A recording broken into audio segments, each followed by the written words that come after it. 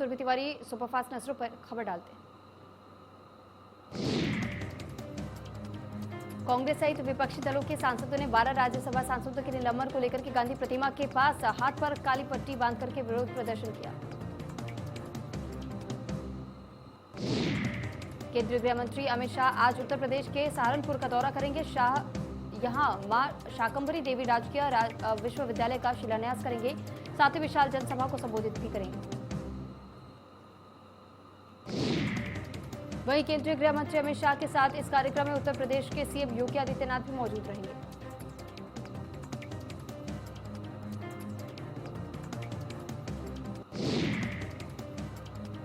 पश्चिम बंगाल के मुख्यमंत्री ममता बनर्जी के खिलाफ राष्ट्रगान के अपमान को लेकर के शिकायत दर्ज कराई गई है। मुंबई के एक बीजेपी नेता ने पुलिस से शिकायत करते हुए यह आरोप लगाया है कि सीएम बनर्जी ने राष्ट्रगान को बैठ करके गाया है।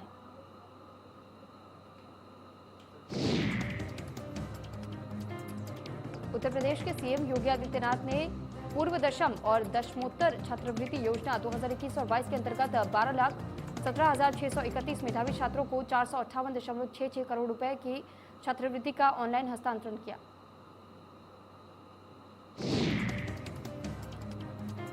मुंबई में इंटरनेशनल फ्लाइट से लौटने वाले 3 लोग पॉजिटिव पाए गए हैं। बता दें कि अब तक 5 ओमिक्रॉन के संदिग्ध मामले मिले हैं।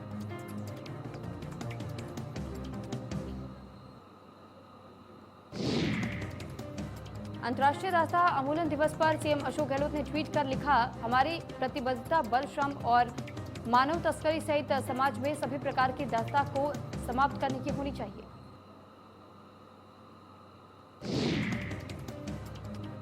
साथ ही सीएम अशोक गहलोत ने अपने ट्वीट पर लिखा है कि सभी मनुष्य एक समान हैं और उन्हें सम्मान के साथ जीने का अधिकार है। मनुष्य को सम्मान के साथ जीने का अधिकार, सीएम अशोक गहलोत का कहना है। सीएम अशोक गहलोत का मास्टर स्ट्रोक का 12 दिसंबर को जयपुर में होगी। कांग्रेस की रैली महंगाई के खिलाफ विरोध प्रदर्शन करेंगे।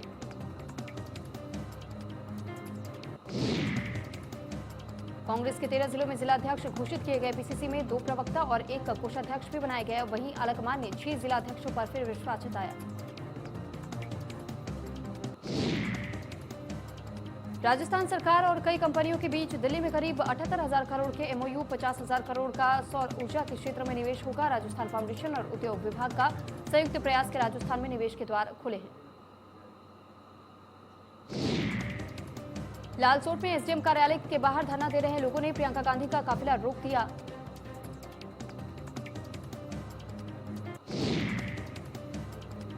वहीं लोगों ने प्रियंका गांधी से 2 साल से लापता बुद्धि प्रकाश को खोजने की गुहार लगाई।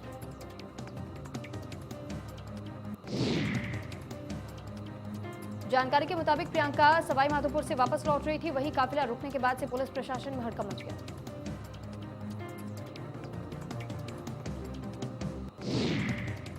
जयपुर में शिक्षा मंत्री बनने पर संस्कृत विद्वानों ने वैदिक मंत्रोच्चारण कर डॉक्टर बीडी कल्ला का स्वागत किया। ये कार्यक्रम संस्कृत साहित्य सम्मेलन के तत्वाधान में महामंत्री राजकुमार जोशी के नेतृत्व में किया गया था।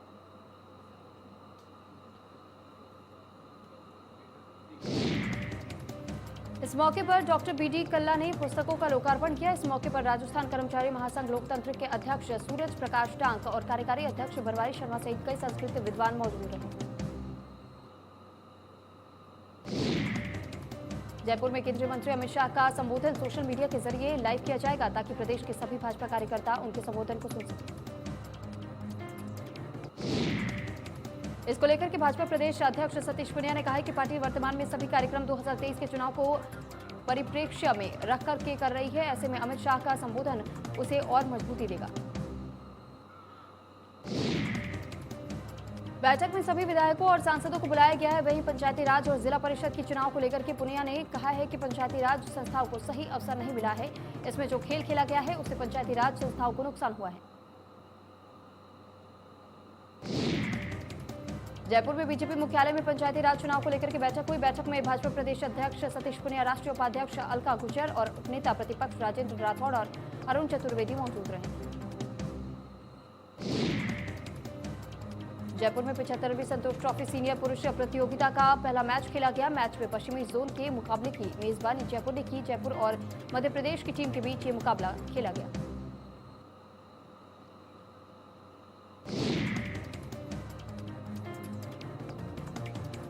जानकारी के मुताबिक जयपुर की निजी यूनिवर्सिटी में 1 से 5 दिसंबर तक मैच खेले जाएंगे। वहीं राजस्थान टीम की कप्तानी मनिंदर ने की।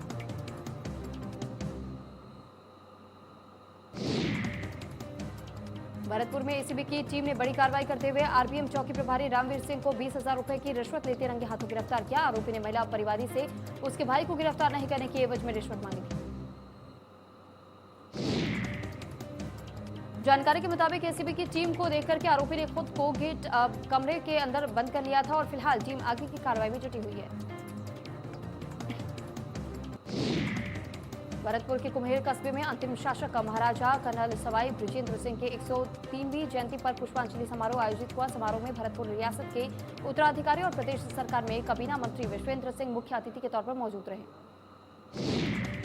वहीं कार्यक्रम की अध्यक्षता तकनीकी शिक्षा एवं आयुर्वेद राज्य मंत्री डॉक्टर सुभाष गर्ग ने की। विश्वेंद्र सिंह ने महाराजा कर्नल सवाई बृजेंद्र सिंह के चित्र पर पुष्पांजलि अर्पित कर और सभा को संबोधित करते हुए सभी जनप्रतिनिधियों और प्रशासनिक अधिकारियों से क्षेत्र में विकास के सहयोग की अपील की। साथ ही कार्यक्रम में आयुर्वेद मंत्री डॉक्टर सुभाष गर्ग ने घोषणा करते हुए कहा कि गोवर्धन गिरिराज परिक्रमा में आने वाले श्रद्धालुओं और क्षेत्रीय लोगों को प्राकृतिक एवं आयुर्वेद की चिकित्सा उपलब्ध करवाने की दृष्टि से 25 करोड़ रुपए की लागत से आयुष केंद्र खोला जाएगा। यूडीएच मंत्री शांति धारीवाल कोटा दौरे पर हैं। इस दौरान उन्होंने विकास कार्यों का निरीक्षण किया। विकास कार्यों में धीमी गति देखने को मंत्री ने फटकार लगाई और नोटिस जारी करने के निर्देश दिए।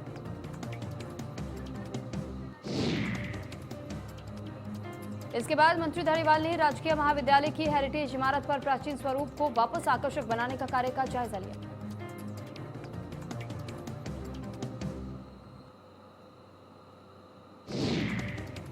इस दौरान जिला अध्यक्ष रविंद्र त्यागी, नगर विकास न्याय के विशेष अधिकारी सहित अन्य लोग मौजूद रहे।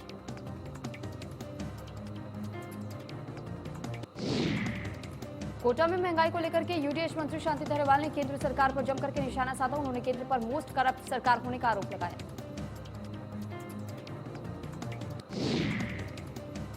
जानकारी के मुताबिक मंत्री धारीवाल महंगाई के खिलाफ निकाली गई आक्रोश वाहन रैली को हरी झंडी दिखाने गुमानपुरा पहुंचे हुए थे। इस दौरान उन्होंने केंद्र पर जमकर के निशाना साधा और कहा कि सरकार कुछ कर भी चाहते कि दोस्त को फायदा पहुंचाने के लिए बड़े बड़े पैकेज और मदद दे रही है।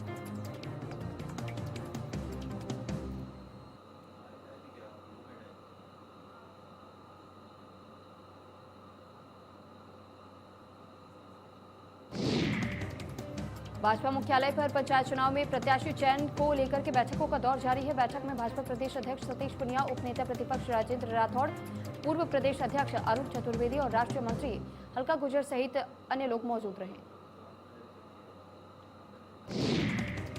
इस दौरान टिकट चयन को लेकर के चर्चा हुई। वहीं राजेंद्र राठौड़ ने सरकार पर पंचायती राज संस्थाओं को पंगु बनाने का आरोप लगाया।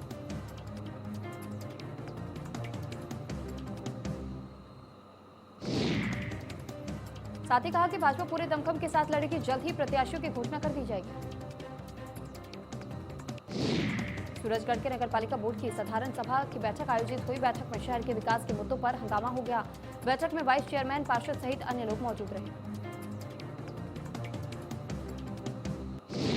कैबिनेट मंत्री बनने के बाद पहली बार महेंद्रजीत मालवीय डूंगरपुर के दौरे पर रहे। कांग्रेस नेताओं और कार्यकर्ताओं ने मंत्री का जोरदार स्वागत किया। मंत्री ने कहा कि विकास में कोई कमी नहीं छोड़ेंगे।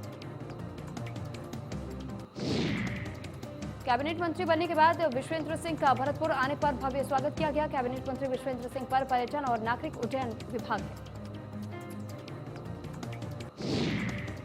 महाराजा विश्वेंद्र सिंह का भरतपुर आने पर जगह जगह फूल मालाओं से स्वागत किया गया।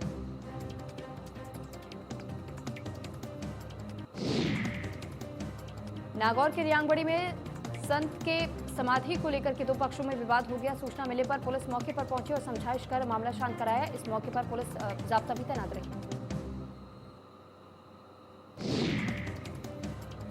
ग्रेटर मेयर शील धाबाई ने जयपुर के झोटवाड़ा जोन का दौरा किया और इस दौरान उन्होंने सफाई व्यवस्था को लेकर के नाराजगी जताई और बीवीजी कंपनी के प्रतिनिधियों को फटकार लगाई।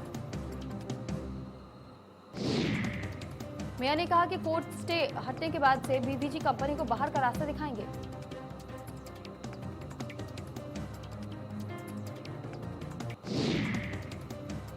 भाजपा विधायक मदन दिलावर ने प्रदेश में दलितों पर हो रहे अत्याचार के मामले को लेकर के बयान दिया। उन्होंने कहा कि राजस्थान दलितों के अत्याचार का क्षेत्र बन गया है।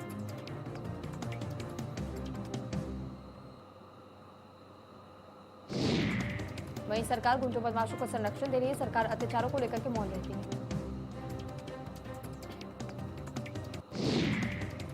जयपुर में परिवहन मंत्री बृजेंद्र ओला ने परिवहन भवन में रोडवेज की पहली बैठक ली। इस दौरान मंत्री ने कहा कि रोडवेज में काफी अच्छे काम होते रहे। परिवहन में जो भी मुद्दे होंगे उन्हें जल्द ही पूरा कर लिया जाएगा। साथ ही जल्द ही नई भर्तियां भी की जाएंगी।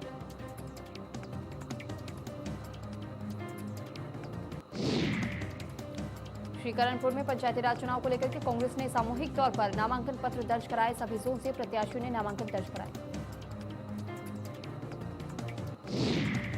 इस दौरान हजारों की संख्या में लोग उपखंड कार्यालय पहुंचे। जानकारी के मुताबिक 15 में से 12 कांग्रेस प्रत्याशियों ने नामांकन दर्ज कराए। खबर अजमेर से है, जहां पर पुलिस उप अधीक्षक राम अवतार चौधरी ने अलवर गेट थाने में एसटी-एससी सेल में पदभार ग्रहण किया।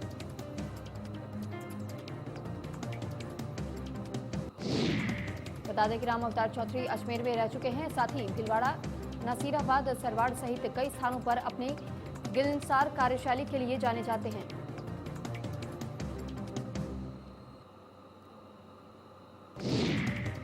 अजमेर में पुलिस लाइन के कॉन्फ्रेंस हॉल में स्पीकअप कार्यक्रम के तहत आईजी एस सेंगाथ्री एसपी विकास शर्मा की अध्यक्षता में कार्यशाला का आयोजन हुआ। इस दौरान बड़ी संख्या में मीडिया और शिक्षा जगत से जुड़े हुए लोगों का भी आमंत्रित किया गया था। कार्यशाला का शुभारंभ करते हुए आईजी ने महिलाओं पर हो रहे अत्याचारों पर संवेदना व्यक्त करते हुए कहा कि महिला अत्याचार की रोकथाम, महिला सशक्तिकरण और जागरूकता अभियान की शुरुआत हुई है।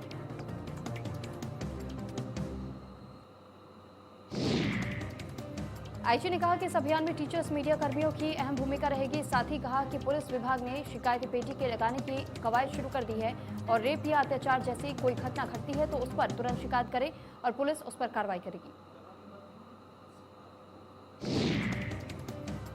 राजस्थान बेरोजगार एकीकृत महासंघ का लखनऊ में कांग्रेस कार्यालय के बाहर अनशन जारी है।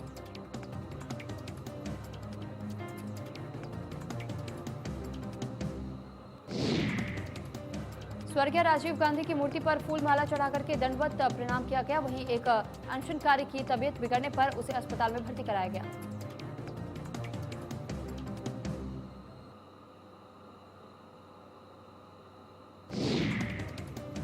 राजस्थान विश्वविद्यालय की ओर से परीक्षा आयोजन के बाद से अधिकारी परिणाम जहां जारी हो चुके हैं, तो वहीं अब बचे हुए परिणामों को अगले 2 सप्ताह में जारी करने की राजस्थान विश्वविद्यालय की ओर से पूरी तैयारी कर ली गई है।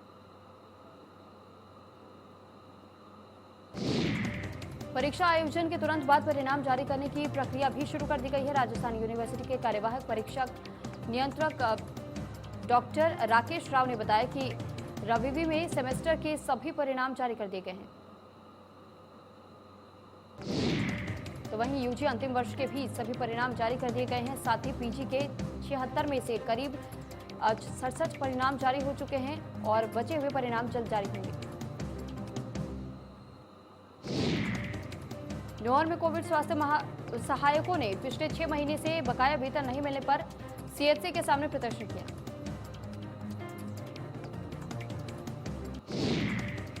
धरना दे रहे स्वास्थ्य सहायकों ने आरोप लगाया है कि बार-बार आश्वासन के बाद भी बकाया वेतनमान नहीं दिया जा रहा है। बता दें कि करीब 150 से भी अधिक कोविड स्वास्थ्य सहायकों को पिछले 6 महीने से वेतन नहीं मिला है।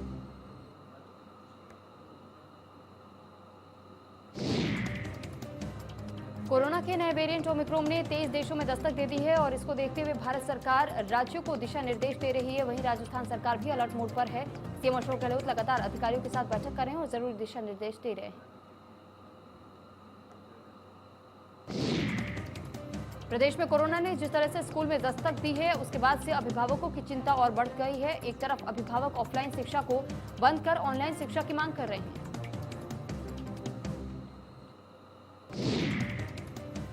तो वहीं दूसरी ओर स्कूलों में कोरोना के मामले आने के बाद से शिक्षा विभाग भी पूरी तरह से अलर्ट हो गया है। शिक्षा मंत्री बीडी कल्ला ने कहा है कि स्कूलों में कोरोना के मामले आने के बाद से नई एसओपी जारी की जा रही है।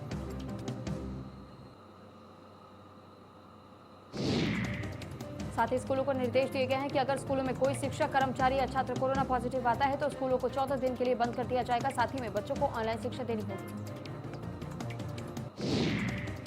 प्रदेश में कोरोना के बढ़ते आंकड़ों के बाद से चिकित्सा विभाग अलर्ट मोड पर है। ग्रामीण क्षेत्रों से सर्विस के साथ साथ लोगों को जागरूक भी किया जा रहा है।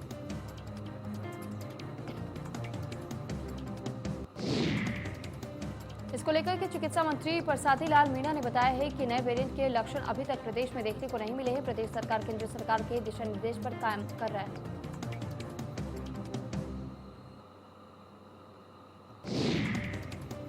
बिना आरटीपीसीआर टेस्ट के बाहरी व्यक्ति को देश में प्रवेश नहीं दिया जा रहा है। वही दूसरी ओर रेजिडेंट डॉक्टर की हड़ताल पर चिकित्सा मंत्री ने कहा है कि मामला सुप्रीम कोर्ट में है, जनवरी में मामले की सुनवाई होगी।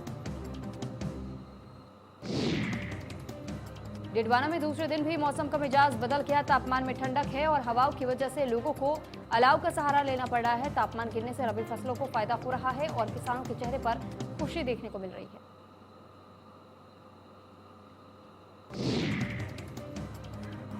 जालोर के चितलवान में मंदिर की खुदाई के दौरान सैकड़ों साल पुरानी 2 मूर्तियां मिली हैं। इसकी सूचना मिलने पर मूर्तियों के दर्शन करने लोगों की भीड़ उमड़ पड़ी।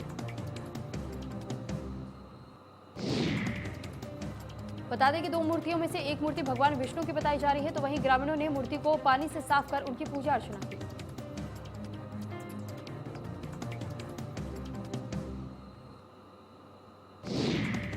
अजमेर के नसीराबाद में चोरी की बढ़ती वारदात को देखते हुए एसपी विकास शर्मा ने जिले भर के थानों और चौकियों का जायजा लिया। इस दौरान उन्होंने अधिकारियों को जरूरी निर्देश दिए।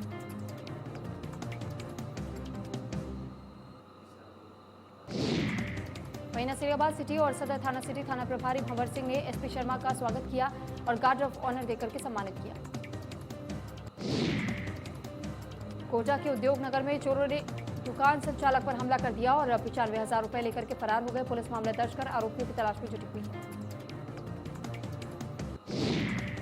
उदयपुर में कोरोना के बढ़ते मामलों को लेकर के चिकित्सा विभाग अलर्ट मोड पर है। स्वास्थ्य विभाग ने रैंडम सैंपलिंग शुरू कर दी है। साथ ही लोगों से सावधानी बरतने की अपील की है।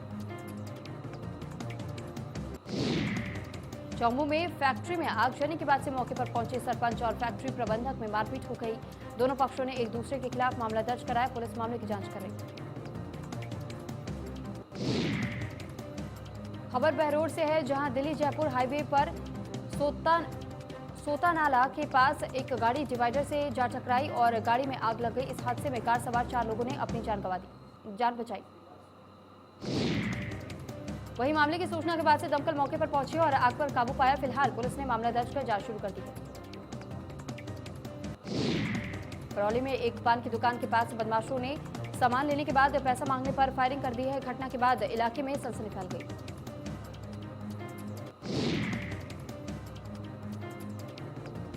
वहीं व्यापारियों ने घटना को लेकर के जिला पुलिस अधीक्षक को ज्ञापन सौंपा और आरोपियों की गिरफ्तारी की मांग की है। राजसमंद में पंजाब नेशनल बैंक के एटीएम का शटर तोड़ करके चोरी की कोशिश की गई, लेकिन ग्रामीणों को जागने पर चोर मौके से फरार हो गए। जानकारी के मुताबिक एटीएम में 6,32,300 रुपए थे। चौमू के आनंद लोक में मिले युवक के शव की पुलिस ने पहचान कर ली है। मृतक की पहचान मोहसिन शाह के रूप में की गई। मामले में मृतक के भाई ने हत्या का मामला दर्ज कराया है। पुलिस ने मामले में एक व्यक्ति को गिरफ्तार भी कर लिया है। फिलहाल आगे की कार्रवाई जारी है। गुलापुरा में अनियंत्रित टेंपो पलटने से हादसा हो गया है। हादसे में एक बच्चे की मौके पर मौत हो गई है और 6 बच्चे घायल हुए हैं। जानकारी के मुताबिक एक कुत्ते को बचाने की कोशिश में टेंपो अनियंत्रित होकर पलट गया।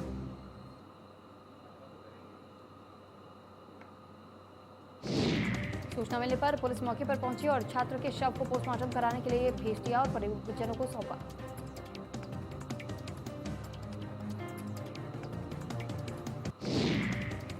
श्री डूंगरगढ़ में एक दलित युवक ने न्याय नहीं मिलने पर जहर खाकर आत्महत्या कर ली। जानकारी के मुताबिक कुछ दबंग दलित युवक को काफी समय से परेशान कर रहे थे। युवक ने इसकी शिकायत अधिकारियों से भी की थी, लेकिन समस्या का समाधान नहीं हुआ। सूचना पर पुलिस मौके पर पहुंची और शव को मोर्चे में रखवाया। वहीं परिजन लगातार आरोपियों की गिरफ्तारी को लेकर के प्रदर्शन कर रहे हैं।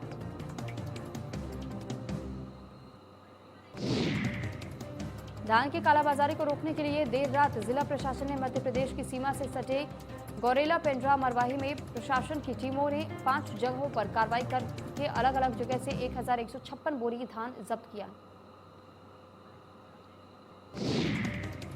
एसडीएम ने अपनी टीम के साथ 2 स्थान देवरी कला और कोटमी कला 335 बोरी धान जब्त किया, तो वहीं अतिरिक्त तहसीलदार ने 310 बोरी और राजस्व निरीक्षक की टीम ने 511 बोरी धान जब्त किए।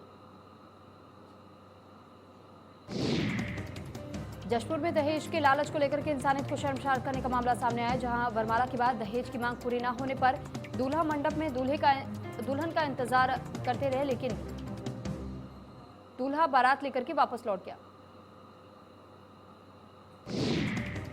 दुल्हन पक्ष का आरोप है कि लड़के पक्ष वाले दहेज न देने पर विवाद करते हुए शादी समारोह को अधूरा छोड़कर के चले गए। इस मामले में लड़के पक्ष के लोगों ने थाने में शिकायत दर्ज कराई है, वहीं लड़के पक्ष ने भी सिटी कोतवाली में आवेदन दिया है। पुलिस मामले की जांच कर रही है। सुकमा नक्सली क्षेत्र में अब संचार क्रांति का प्रभाव देखने को मिल रहा है। सुकमा पुलिस अधीक्षक सुनील शर्मा के प्रयासों की चिंता गुफा और बुरकापाल समेत कई अति संवेदनशील क्षेत्र में जियो टावर लग चुका है, जिसका उपयोग ग्रामीण अपने रोजमर्रा के कार्यों में आसानी से कर रहे हैं। वहीं इसके चलते ग्रामीणों के मनोरंजन समेत किसी भी तरह की इमरजेंसी सेवा के लिए संपर्क साध पाना आसान हो चुका है। इसे लेकर के लोगों में उत्साह देखने को मिल रहा है। जशपुर जिले के पंचायत काटरू में स्थानीय विधायक और कैबिनेट मंत्री दर्जा प्राप्त रामपुकार सिंह ने नवीन धान उपार्जन केंद्र का शुभारंभ किया। इस कार्यक्रम के दौरान कांग्रेसी नेताओं समेत क्षेत्र के किसान भारी संख्या में मौजूद रहे। पथलगांव विधानसभा के काटरू पंचायत समेत कई ग्राम पंचायत के किसान को अपने धान बेचने के लिए दूरी जाना पड़ता था, लेकिन अब क्षेत्र के किसान कई सालों से नए धान केंद्र की मांग कर रहे थे, जिसे लेकर के पथलगांव विधायक रामपुकार सिंह ने सीएम बघेल को पत्र लिखा और नए धान केंद्र की मांग की थी, जिसके बाद से स्वीकृति दी गई और काटरू में नए धान उपार्जन केंद्र के खुलने से क्षेत्र में 9 गांवों के किसानों को इसका लाभ मिलेगा।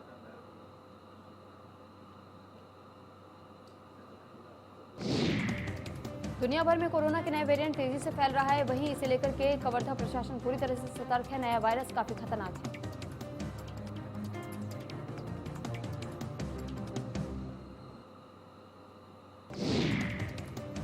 इसे लेकर कलेक्टर रमेश कुमार शर्मा नहीं बताया कि ये वायरस अभी भारत में नहीं आया है, फिर भी इस वायरस के लिए प्रशासन पूरी तरीके से मुस्तैद है। स्वास्थ्य विभाग भी पूरी देखरेख में जुटी हुई है।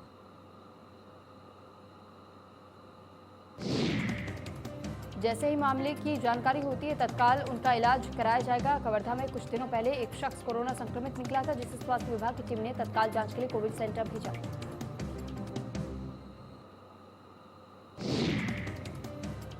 ग्वालियर में स्वान हत्या मामले में विवाद थमने का नाम नहीं ले रहा है। कुछ दिनों पहले डबरा देहात थाना क्षेत्र के सिमरिया ग्राम पंचायत में एक झोला छाप डॉक्टर ने बेरहमी से एक स्वान की तेजधार हथियार से हत्या कर दी थी, जिसका वीडियो सोशल मीडिया पर वायरल हुआ।